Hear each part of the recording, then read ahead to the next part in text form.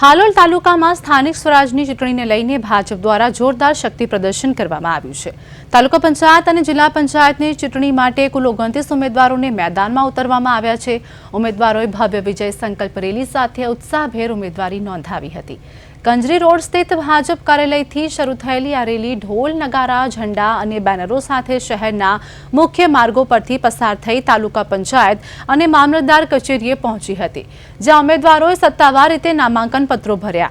આ પ્રસંગે હાલોલના ધારાસભ્ય જય દશરથસિંહ પરમાર સહિતના પાર્ટીના આગેવાનો, કાર્યકરો અને મોટી સંખ્યામાં સમર્થકો ઉપસ્થિત રહ્યા હતા।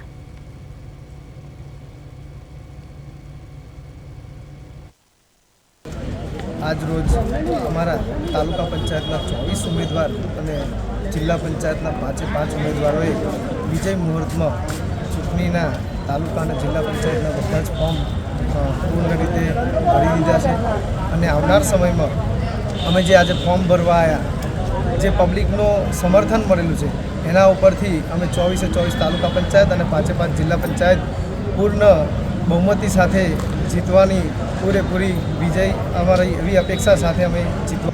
હાલમાં તાલુકા પંચાયત, જિલ્લા પંચાયત, નગરપાલિકા, મહાનગરપાલિકા એની જે ચૂંટણીઓ યોજાઈ રહી છે સ્થાનિક સ્વરાજ્ય સંસ્થાની, એમાં આપણા હાલોલ તાલુકામાંથી પણ ફોર્મ ભરવાની પ્રક્રિયા ચાલે છે।